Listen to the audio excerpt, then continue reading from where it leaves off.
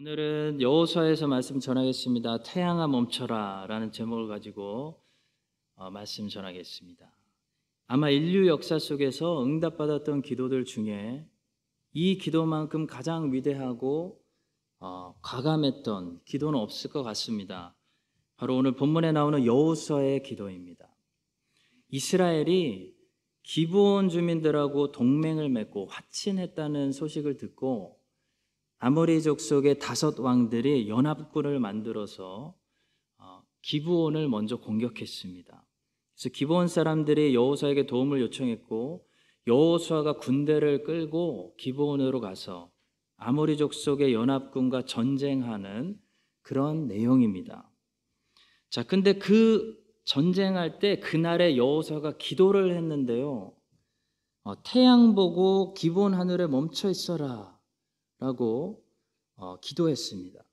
그랬더니 하나님께서 그날 여호수아의 기도를 들어주셔서 하루가 길어지고 해가 떨어지지 않는 그런 기적이 일어났습니다. 그래서 여호수아와 이스라엘이 아모리 족속의 연합군을 그날로 초토화시키고 42절에 보시면 이 모든 왕들과 그들의 땅을 단번에 빼앗으니라 라고 기록하고 있습니다. 이런 역사가 일어났습니다. 그날 밤이 찾아왔다면 적들이 숨을 고르고 다시 재정비할 수 있는 그런 상황이었습니다. 그래서 전쟁이 몇 주, 몇 달 지연될 수 있었는데요. 그날 하루가 길어져 가지고 해가 떨어지질 않아 가지고 여호수아가 적들을 완전히 파괴하고 그들의 땅을 단번에 빼앗았다. 그런 말씀입니다. 엄청난 역사죠. 엄청난 응답이었습니다. 오늘은 여호수아의 이 기도를 보면서 또 하나님께서 사용하신 이 여호수아라는 사람에게 집중하면서 이 사람 어떤 사람이었길래 하나님께서 이 사람을 통해서 이런 놀라운 역사를 만드셨는지 몇 가지만 살펴보도록 하겠습니다. 첫 번째로 여호수아의 기도는 하나님 보고 다 싸워달라는 기도가 아니었습니다. 여호수아의 기도는 싸울 수 있는 기회를 달라는 기도였습니다. 여호수아가 태양이 기브온 위에 멈추게 해달라고 기도했던 것은 하나님께 시간을 더 달라는 기도였습니다. 해가 지지 않게 해주십시오. 오늘 이 전쟁을 끝낼 수 있도록 해주십시오. 싸울 수 있는 기회를 주십시오. 연장전을 주십시오. 이런 기도였다는 거죠. 여러분과 저는 이런 기도를 할 수 있을까요? 여호수아는 기회를 달라고 기도했습니다. 더 많은 우박을 달라고 기도하지 않았습니다. 우박을 주시고 안 주시고는 하나님의 몫입니다. 여호수아가 간청한 것은 자기에게 맡겨주신 일을 잘할 수 있도록 기회를 달라고 기도했다는 거죠. 성도 여러분, 우리도 여호수아처럼 기도해야 되는 줄로 믿습니다. 하나님이 하늘에서 상황을 보시고요, 우리가 안 될 것 같으면 우리가 구하지 않아도 성경에 약속한 대로 더 많은 우박을 주십니다. 그런데 우리가 간구해야 될 것, 우리가 기도해야 될 것은 우박이 아니라 기적이 아니라 기회를 달라고 기도해야 된다는 거죠. 먼저 기회를 위해서 기도하는 사람들에게 하나님은 기적도 필요에 따라 일어나게 하십니다. 우리는 기도할 때 요행을 바라면 안 됩니다.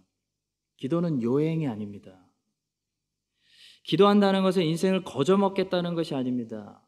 내 책임을 하나님께 던져버리겠다는 것이 아니죠.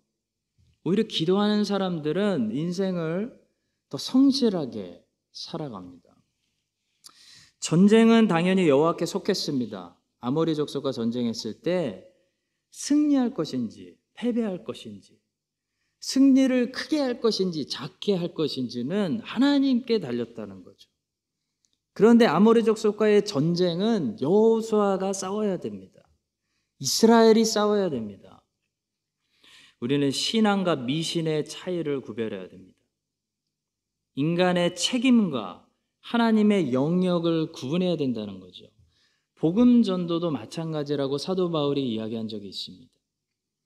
복음의 씨앗이 자라나게 하시는 분은 하나님입니다. 우리가 아무리 씨앗이 자라나게 하고 싶어도, 양육하고 싶어도 양육되게 하시는 분은 하나님이시기 때문에 프로그램을 돌린다고 된다는 게 아니라는 거죠. 자라나게 하시는 분은 하나님입니다. 그러나 복음을 전도하고 말씀을 가르치고 씨앗을 심고 뿌리고 물 주는 일은 사람에게 맡길 수 없습니다. 제자들의 몫입니다. 전도도 안 하고 씨앗을 심지도 않고 물도 안 주면서 없는 씨앗이 불신자에게 안에서 자라게 해주세요. 그건 기도가 아니라 미신입니다. 그게 미신입니다. 그게 이방인들이 구하는 겁니다.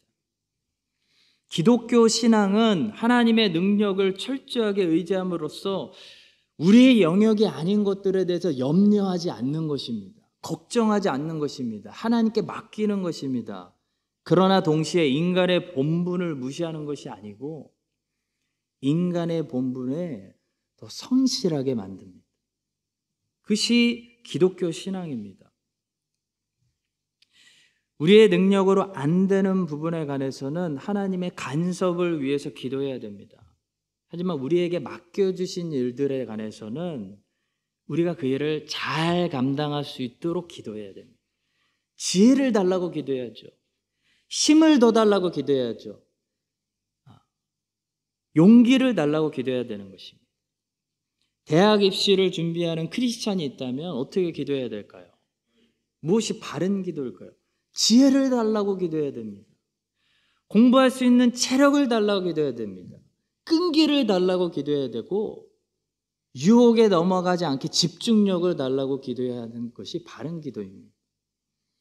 그래야지 시험 문제가 내가 공부한 것만 나오게 해주세요. 공부하지도 않았는데 우리가 잘하는 말 있죠. 홍해가 갈라지는 기적이 일어나게 해주세요. 대학에 그냥 입학하게 해주세요. 그것은 기도가 아니라 미신입니다. 잘못된 기도입니다. 축구 선수가 할 수 있는 최고의 기도는 저 상대팀이 오늘 못하게 해주세요. 여러분, 그게 기도일까요? 실력도 없으면서 우리 팀이 무조건 이기게 해주세요. 그게 기도일까요? 바른 기도는 그동안 연습했던 우리의 실력이 오늘 최고로 발휘되게 해주세요. 이게 기도 아닐까요? 성도 여러분, 기적보다 기회를 위해서 기도하십시오. 그것이 여호수아의 기도였습니다.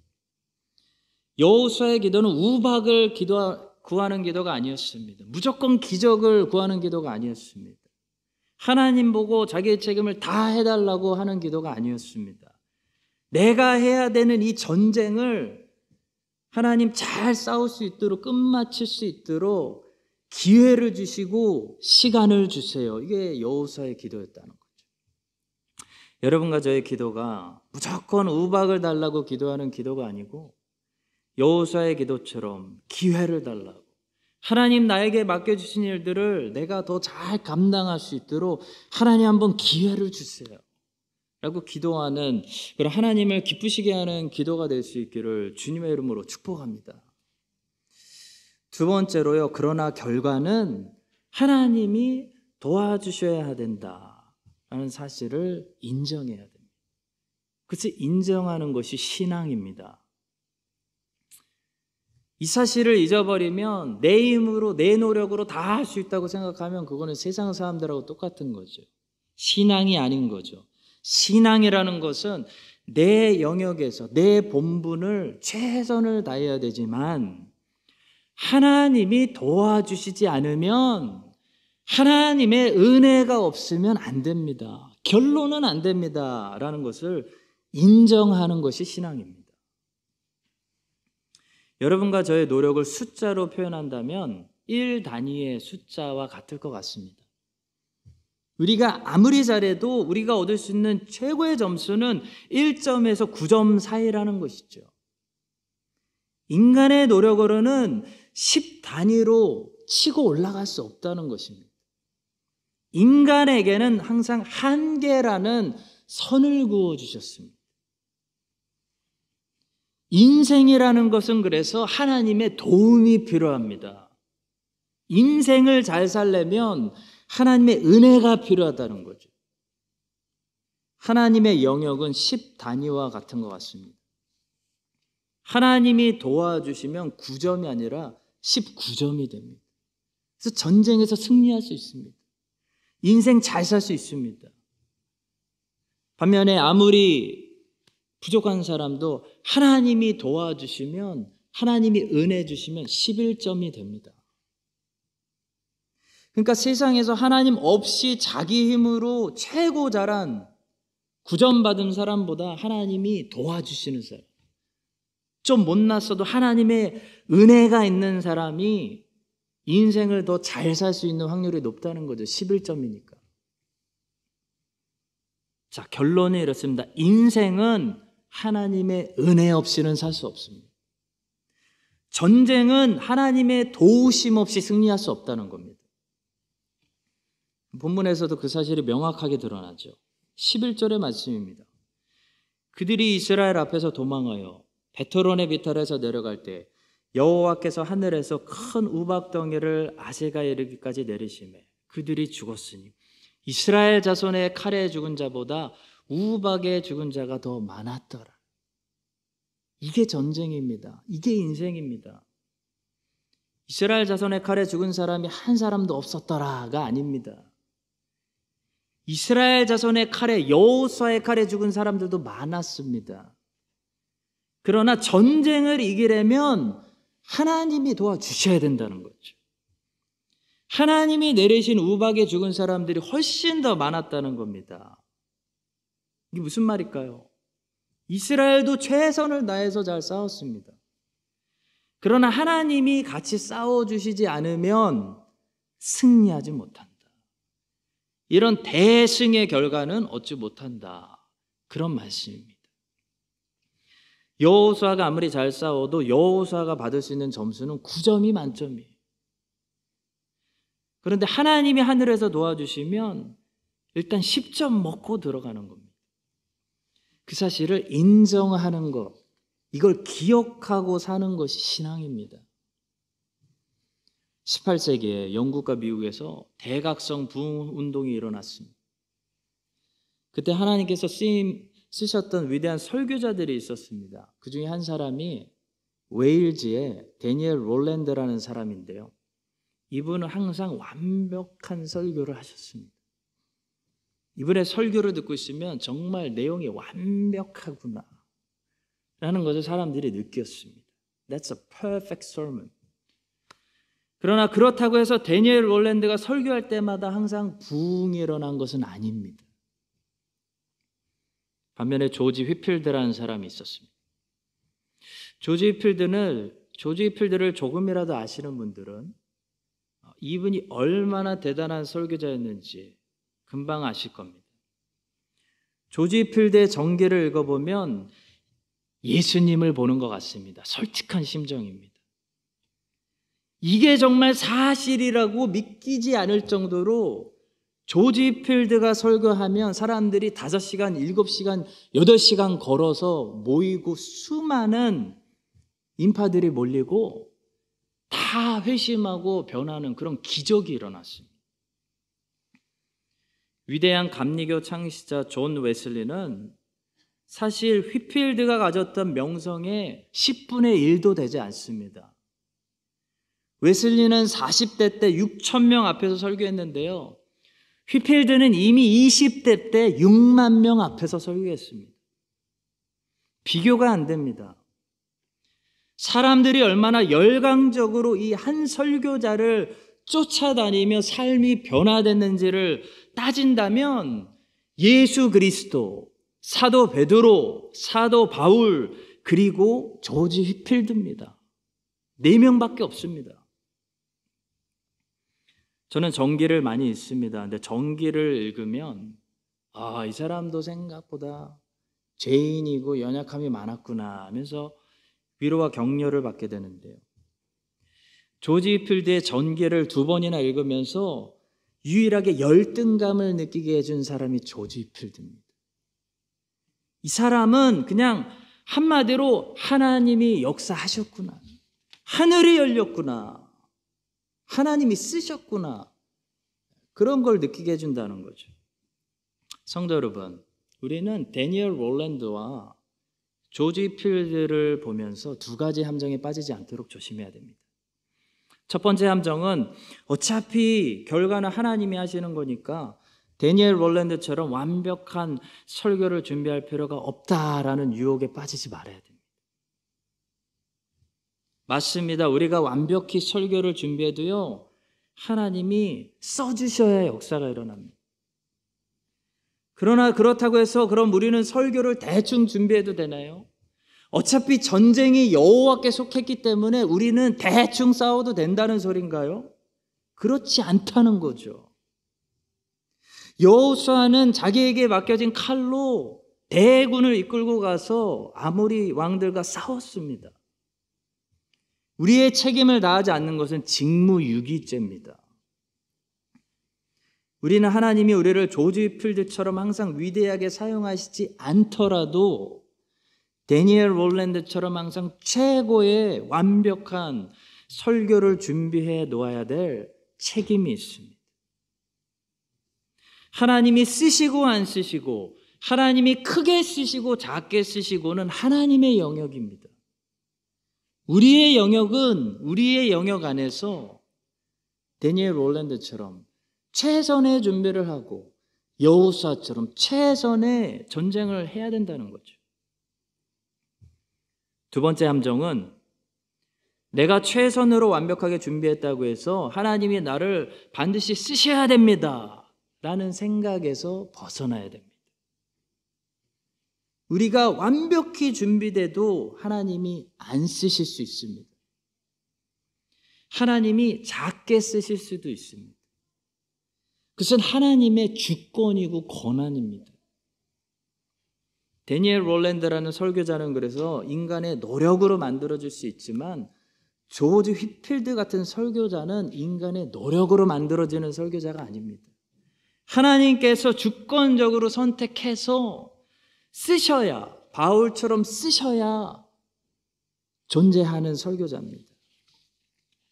성도 여러분, 이 데니얼 롤랜드와 조지 휘필드의 차이를 기억하십시오. 이해하십시오. 그래서 우리의 영역에서 언제나 여호수아처럼 최선의 삶을 준비하되 결국 결과는, 전쟁의 결과, 인생의 결과는 하나님이 우리를 얼마나 흔들어 사용하시느냐에 따라서 결과가 달라진다는 사실을 인정하고 사는 것이 신앙인입니다. 그것이 크리스찬의 삶입니다.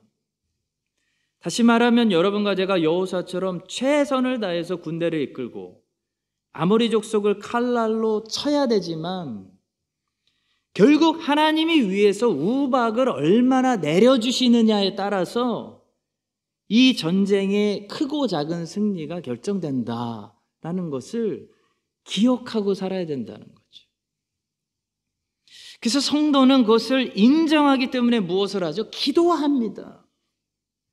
전쟁의 결과가 여호와께 속했다는 것을 인정하는 사람들이 기도하는 거죠. 일만 하지 않습니다. 전쟁만 하지 않습니다. 또 기도만 하지도 않습니다. 기도하면서 일합니다. 전쟁하면서 기도하고 기도하면서 전쟁합니다. 그것이 크리스찬의 삶이죠. 여러분과 제가 데니얼 롤랜드처럼 여호수아처럼 각자의 삶 속에서 저는 제자리에서 우리에게 주신 칼을 가지고 최선을 다해서 아모리 족속을 치는 그런 충성스러운 종들이 될 수 있기를 바라고 축복합니다. 그러나 그것만으로 인생이 다가 아니라는 거죠. 하나님의 은혜가 있어야 됩니다. 대승을 거두려면 하나님이 위에서 우박을 내려주셔야 됩니다. 하나님께서 부디 우리 세대를 긍휼히 여겨주셔서 하늘을 열고 하늘에서 우박을 내려주심으로 우리의 힘으로 절대로 이룰 수 없는 대승리의 결과를 맛보게 하시고 조지 필드의 삶처럼 우리 한계를 뛰어넘는 그런 놀라운 은혜의 역사, 부흥의 역사가 우리 교회와 여러분과 저의 삶에, 이 세대, 우리 자녀들의 삶에 일어나게 해주시기를 예수님의 이름으로 간절히 소망하고 축복합니다. 마지막 세 번째로 여호수아의 기도는 구체적인 기도였다는 것이죠. 여호수아는 그날 구체적으로 기도했습니다. 태양이 멈추게 해주십시오. 너무나 구체적입니다. 어떻게 여호수아는 구체적으로 기도할 수 있었을까요? 하나님의 선하신 뜻 안에서 마음의 소원이 분명했기 때문입니다. 내일이 아니라 몇 주 후가 아니라 몇 달이 아니라 오늘 안에 이 전쟁에서 꼭 아모리 사람들의 연합군을 진멸하기 원합니다 라는 소원을 여호수아는 마음에 품고 있었다는 거죠. 하나님의 나라를 위한, 하나님의 영광을 위한 하나님의 뜻 안에 있는 소원을 품은 사람은 구체적으로 기도합니다. 성도 여러분, 기도할 때 우리가 믿음이 중요하죠. 믿음 없으면 기도 안 합니다. 근데 기도에 또 중요한 것이 소원입니다. 소원이 없으면 기도하지 않습니다. 빌립보서 2장 13절은 이렇게 말씀합니다. 너희 안에서 행하시는 이는 하나님이시니 자기의 기쁘신 뜻을 위하여 너희에게 소원을 두고 행하게 하시나니. 하나님께서는 하나님의 자기의 작정하신 뜻을 이루시기 위해서 하나님의 자녀들 안에 소원을 두고 일하신다는 거죠. 하나님 자녀들 안에 소원을 두시고 하나님의 자녀들이 그 소원을 가지고 하나님께 기도하게 하신다는 겁니다. 그래서 하나님의 뜻을 이루게 하신다는 겁니다. 하나님께서는 이날에 여호수아 안에 소원을 두셨습니다. 이 아모리 족속의 연합군을 질질 끌지 않고 이 전쟁에서 오늘 완전히 진멸시키고 싶다라는 소원을 두셨다는 거죠. 여호수아는 그 소원을 가지고 있었기 때문에 구체적으로 하나님께 간구했습니다. 태양을 멈추게 해주십시오. 시간을 연장해 주십시오. 오늘 저 아모리 족속의 5 왕들의 목을 제가 치겠습니다. 오늘 안에 우리가 정복해서 5 성읍을 하나님 앞에 바치겠습니다 라는 하나님의 뜻을 향한 하나님의 여호수아의 소원이 있었다는 겁니다. 성도 여러분, 소원이 있었기 때문에 구체적으로 기도합니다. 이 성경에 나오는 위대한 기도들을 살펴보니까 당연히 믿음은 있고요, 소원이 있었더라고요. 구체적으로 그래서 하나님께 간구했습니다. 한나는 아들을 달라고 그랬습니다. 한나가 왜 아들을 달라고 그랬을까요? 하나님이 그 소원을 한나의 마음에 두셨기 때문입니다. 하나님이 사사시대를 끝내시려고 사무엘을 보내시려는 작정을 가지고 계셨어요. 예정을 가지고 계셨어요. 그게 하나님의 뜻이에요. 그래서 하나님이 한나의 마음에 아들을 달라는 소원을 두셨어. 한나가 끈질기게 하나님께 기도한 거죠. 그래서 하나님의 사람 사무엘이 태어났습니다.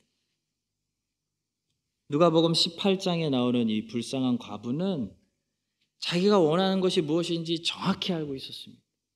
이 억울한 재판, 이 억울한 케이스를 꼭 풀어달라는 구체적인 소원을 가지고 있었다는 거죠. 구체적인 소원이 있으니까 끈질긴 간청이 가능한 겁니다.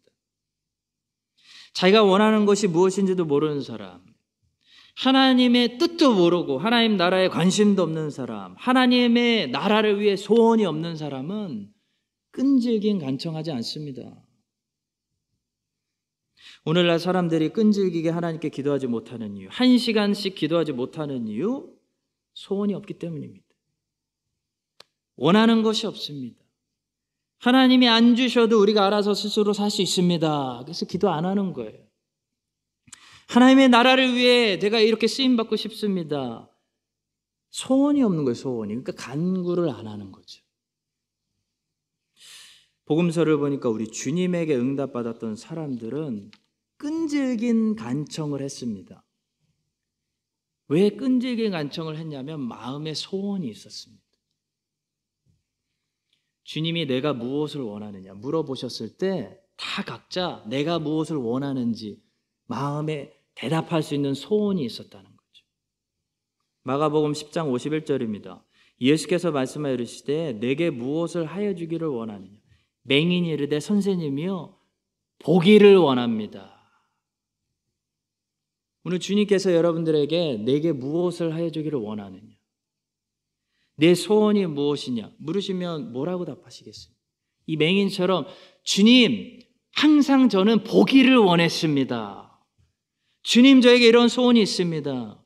주님 내 삶이 예수 그리스도의 영광스러운 이름을 위해 이렇게 쓰임받기 원합니다 라는 대답할 것이 있냐는 거죠.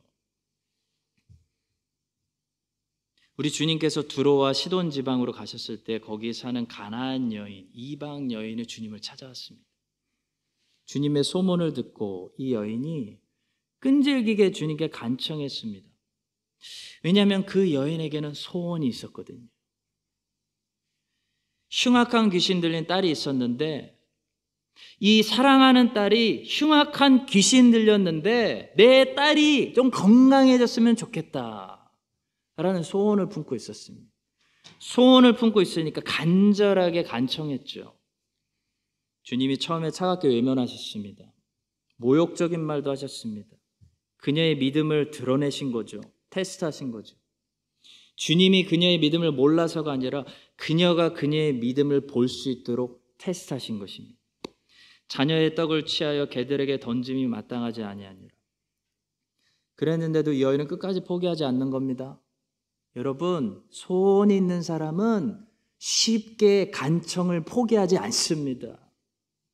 유명한 대답을 우리에게 남겼습니다. 여자가 이르되 주여 올소이다마는 개들도 주인의 상에서 떨어지는 부스러기를 먹나이다. 유대인들은 당시 이방인들을 개로 여겼습니다. 개 취급했습니다. 이 여자의 말은 이런 거죠. 당신이 저를 개 취급하셔도 저는 좋습니다. 저는 지금 떡을 달라는 것이 아니고 부스러기만 조금 흘려주셔도 당신이 하나님의 아들이기 때문에 제 딸이 나을 것입니다 라는 주님을 향해 믿음의 신앙 고백을 한 것입니다. 그랬을 때 우리 주님이 뭐라고 답하셨나요? 이에 예수께서 대답하여 이르시되 여자여 내 믿음이 크도다. 내 소원대로 되리라 하시니 그때로부터 그의 딸이 나으니라. 사랑하는 성도 여러분, 하나님의 나라와 하나님의 영광을 위해서 소원을 가지셔야 됩니다. 어떤 소원이 있으세요? 얼마나 그 소원을 가지고 기도하고 계세요? 소원이 있어야 적극적으로 주님을 찾고 간청하게 됩니다. 소원이 없는 세대는 방황하는 세대입니다. 하나님과 먼 세대입니다. 여호수아는 하나님의 나라와 영광에 너무 열정이 많았기 때문에 구체적인 소원을 품었습니다. 오늘 안에 저 아모리 족속의 5 왕들을 쳐 죽이고 그들의 성읍을 빼앗아서 거룩한 진멸 여호와께 바치겠습니다. 바치고 싶습니다 라는 구체적인 소원을 품었을 때 태양아 멈춰라. 하루를 시간을 주십시오. 기회를 주십시오. 하나님 나를 더 써주십시오. 오늘 전쟁이 여기서 끝나지 않게 해주십시오. 나를 더 써주십시오 라는 위대한 기도가 나왔다는 거죠. 여러분과 저도 여호수아처럼 우리 주님께 구체적인 소원을 가지고 나와서 응답받았던 그 많은 사람들처럼 하나님의 나라와 하나님의 영광과 우리 주 예수 그리스도의 복음을 위해서 구체적인 소원을 가지고 주님께 날마다 기도하고 하나님께서 여호수아처럼 모든 기도에 응답해 주시는 그런 복된 삶을 쓰임받는 거룩한 종들이 되시기를 예수 그리스도의 이름으로 간절히 축원합니다. 기도하겠습니다. 여호수아의 하나님께서는 여호수아의 기도를 들으신 것처럼 오늘도 주님의 나라와 영광을 위해서 열심을 내고 마음의 소원을 품고 간청하는 종들의 기도를 응답하여 주시옵소서. 이 땅에서 우리가 해야 하는 사람의 본분을 최선을 다하게 하시고 하나님이 하늘에서 풀어주셔야 할 것들을 하나님이 도와주셔서 우리의 이 수고가 30배, 60배, 100배로 자라나게 해주시기를 간구하오며 오늘도 충성하는 종들을 통해서 놀라운 역사를 만들어 가시는 예수 그리스도의 이름으로 기도합니다.